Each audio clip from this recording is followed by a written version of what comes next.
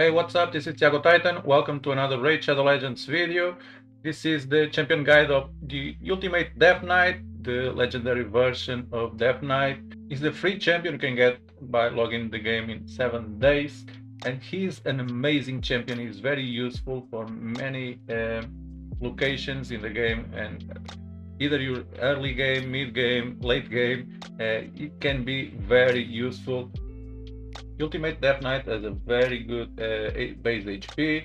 He has a high base defense, not the highest in the game, but it's okay. Speed is okay, not too high, 97. And he has 40 resistance and 20 accuracy. Let's take a look at his skills.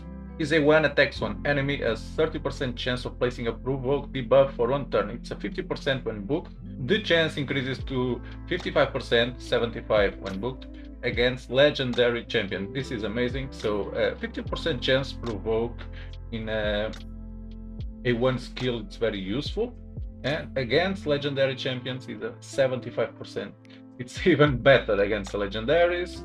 His A2 attacks all enemies, has 80% chance, 100 when booked, of placing a 50% decrease attack debuff for 2 turns. Also has an 80% chance of placing a fear debuff for 1 turn on each legendary champion, 100% when booked. It's a 4-turn cooldown skill when booked. It's a 3-turn cooldown. This is amazing. AoE, decrease attack, and against legendary champions, we have a fear debuff this champion can place. So again, another skill that gives something else against legendary champions, so it's good for control legendary champions. Here we have fear, here we have a increased chance against legendaries to provoke. His A3 places a shield buff and a 50% continuous heal buff on all allies for 2 turns. This is very good. The value of shield buff is proportional to this champion's defense. So this is the only thing that was kind of disappointed to me, because I expected his shield could be as big as a Valkyrie's shield or a Helicat's shield, but it's not. It's smaller, maybe half of what they can do. It's still a good shield, but not as big as the other 2 champs I said before. And that's the only thing that I can say was disappointing. This is a 5-turn cooldown skill when booked. It's a 3-turn cooldown.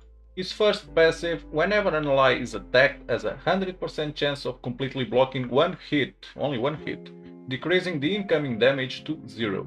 This champion will receive that damage instead. The chance decreases to 50% if the attacker is a boss. Does not work if the attack on the ally was an AoE attack. Whenever an enemy is healed, heals this champion by 20% of that heal. This passive is amazing. 100% chance of completely blocking 1 hit. So when a champion uses multi-hits, he will only block once. It will be the first hit. And he will take all the damage. He will receive all the damage. So this is amazing to protect our squishy champions. Not only in the arena, but especially in the arena, but in other locations too.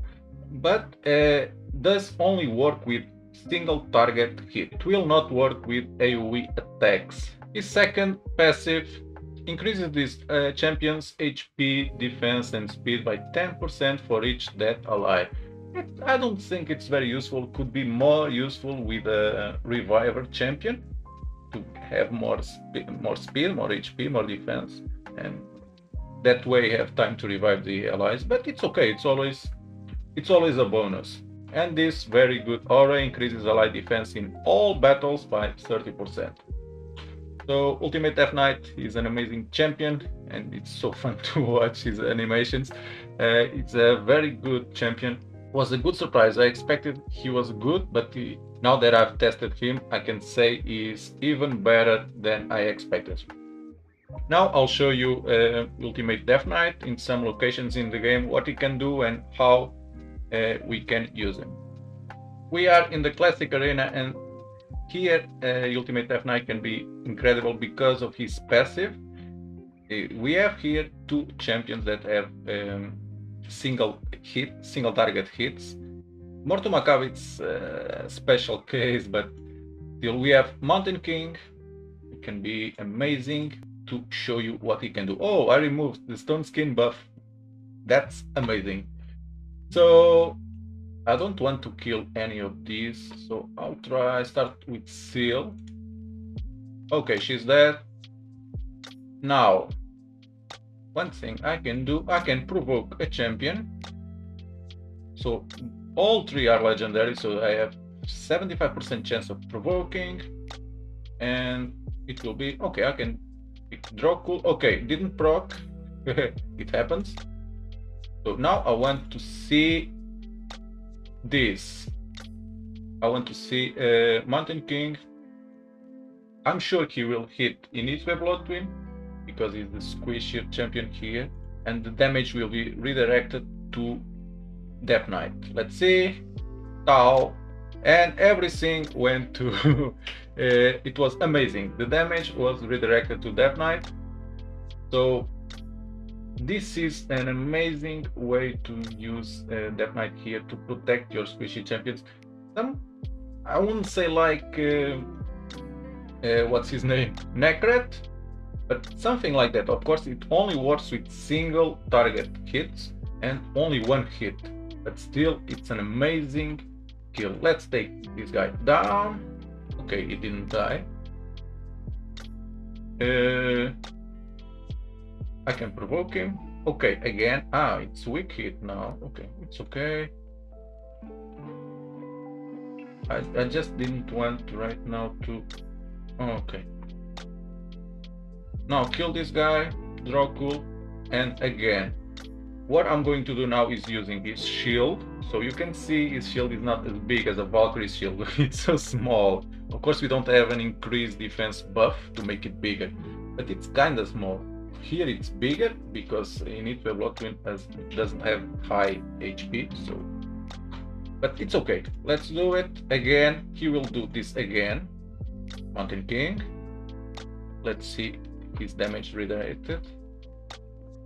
And again to Deathknight. Okay, almost killed him.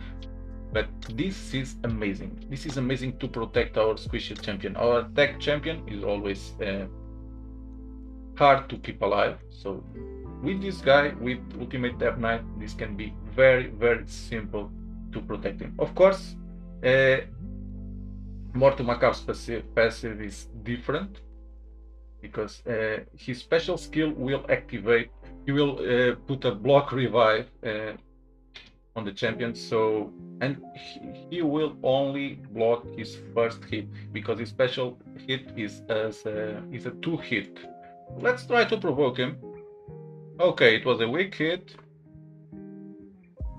Well, it's okay. We don't need to see anything more because it was all good. So this was a good example of how to use Deathknight in the arena.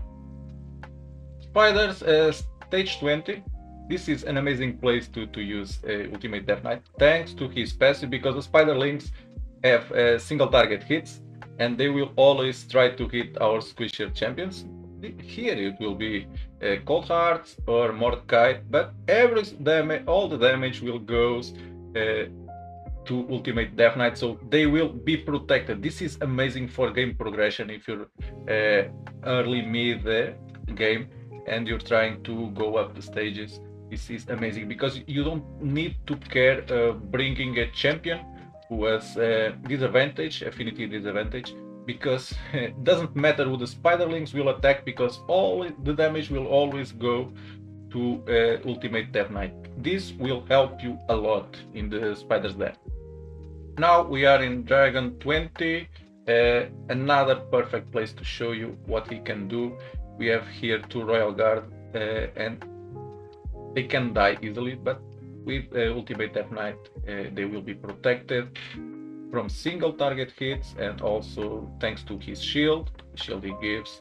And it's here, it's not a big shield, it's disappointing, but okay, it always helps. And also thanks to his continuous heal buffs. I bring Apothecary just in case needed to some additional healing, and of course his turn meter increase and his speed buffs. But here you can see how good it can be to help your team to go up the stages, not only on Dragon, but also Ice Golem, the Potion Keeps, Fire Knights. In Fire Knights it's not that good because it doesn't have multiple hits, but it can always help. And also in Faction Wars, he's amazing in his script. And Doom Tower stages, to go up the stages. Ultimate Deathknight can be amazing there. And also Magma Dragon. You can use provoke debuffs on Magma Dragon, so Ultimate Deathknight can be very useful there too. But you can see these champions don't take much damage, thanks of course to his decreased attack debuff. Okay, here they didn't have a shield, but it was okay, thanks to the decreased attack debuff. And you can see it can be very helpful and it keeps the team alive.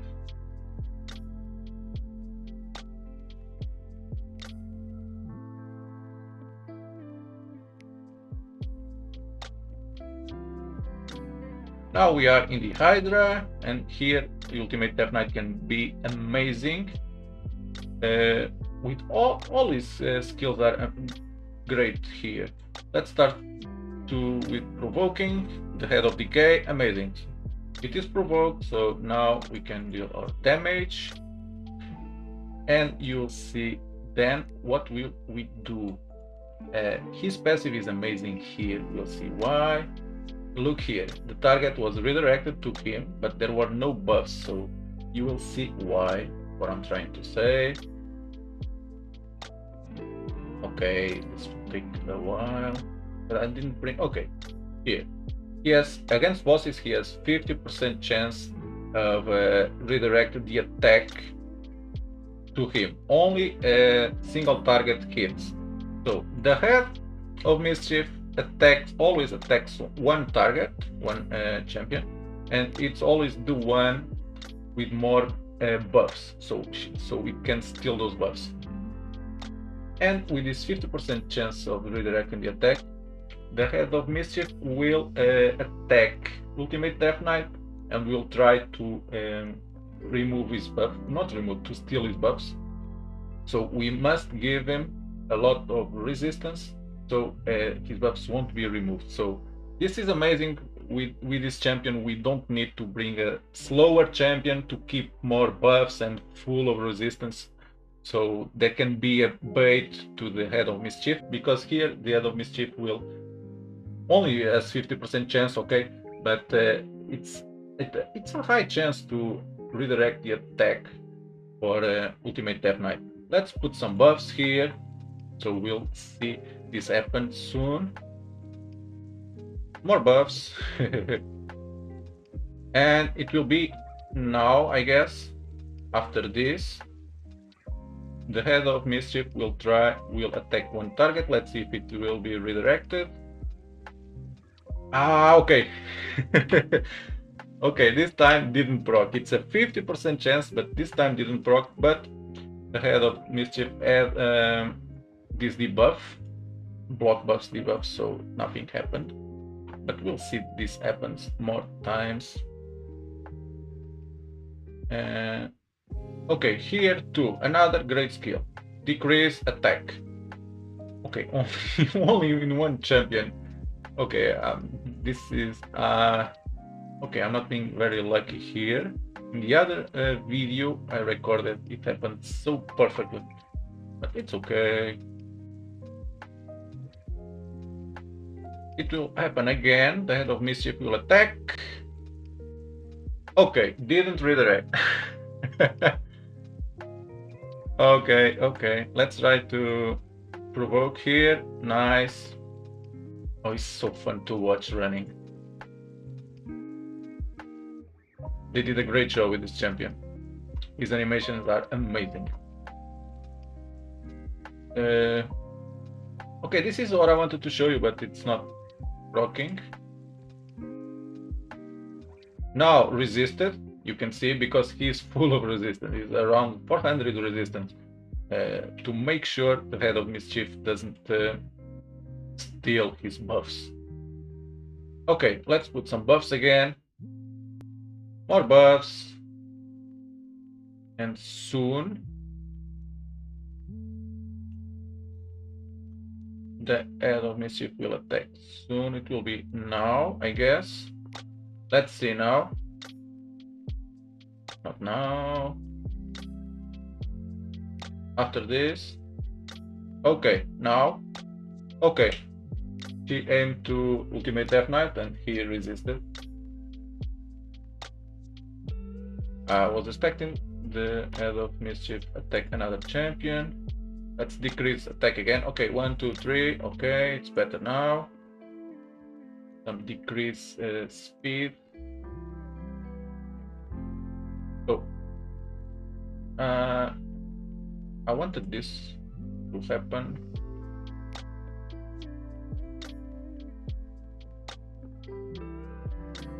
Okay, let's see if it happens now. We don't have many debuffs. Can do this, but she will be. It doesn't matter. Let's see. Now redirected. Target changed, and it was to ultimate Deathknight. You can see the animation. The attack goes to the original champion, the original target, but the damage and the steal buffs or the attempt of stealing buffs goes to ultimate Deathknight, and this can be very, very useful.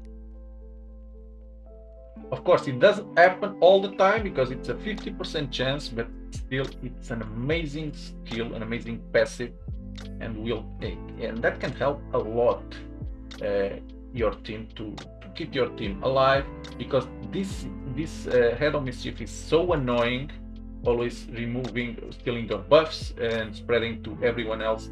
Imagine when it's speed buffs or block damage, block debuffs, buffs. So you sometimes some buffs are very, very annoying when this head steals and spreads them. So this champion can help you a lot to prevent that to happen. And that's what I wanted to show you. Of course, I will not do this battle till the end. It was I just wanted to show you this. Didn't only proc one time, but still you could see how useful this can be.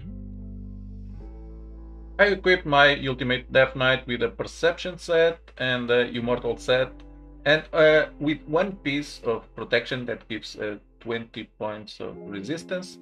This is total stat, 52,000 HP, 5300 defense. We need as much defense as possible because his shield is based on his defense stat, and 413 resistance because this build was mostly for the Hydra, so I needed resistance because he must resist the attempt of stealing buffs, and 360 accuracy to place his debuffs. Of course, if you don't want to use him in Hydra, you don't need resistance, so you can give him more defense or more accuracy or more HP or more speed. And these are the masteries I use on him. Eagle Eye to give him more accuracy. If you have enough accuracy from your artifacts and you need resistance, you can pick the last defense mastery, Unshakable, and have 50 points more of resistance. Or if you want him to deal some damage, mostly against bosses, you can go to the offense tree. The recommended artifacts are Perception, Resilience, Immortal, Resistance, Regeneration, Relentless, Stone Skin, more for the arenas, and Protection. His priority stats are Defense, HP, Accuracy, Speed, and Resistance. Resistance, I can say it's optional. It's only mandatory if you use them in the Hydra. The recommended primary stats for the gloves and the chestplate are Defense percentage or HP percentage, Speed for the boots, the ring and the amulet defense or HP, and for the banner accuracy or resistance. Keep in mind, always give him more defense than HP here, because his shield is based on his defense stat. So, as you saw, Ultimate Deathknight can be very good and very useful champion for game progression in dungeons, faction wars, Doom Tower. In arena can be useful from early to late game, and in the Hydra it can be a very useful champion too. Also in the dragon, magma dragon, he has a provoke skill, so he can be very good too against the magma dragon. And this is a free champion, and he's amazing. Of course, he's not the best champion in the game, but he's an amazing champion. He's very useful pretty much everywhere. A free champion that will help you a lot for game progression when early and mid game, and for late game more in arena and the Hydra. So let me know in the comments what you think about this champion. If you are disappointed with him or if it was a good surprise. I can say it was a good surprise to me. I was just disappointed with the size of his shield, but okay. But apart from that, I'm very happy having this champion. And if you have books, you can book him. He's amazing booked. I have mine booked. If you don't have books for him, or if you don't want to book him, he's still good there. Of course, his chances to place debuffs are smaller, and his cooldowns are bigger without books, but he can be a very good champion even not booked. That's all for this video. Thanks everyone for watching. Subscribe my channel if you like my content, and I will see you in the next video.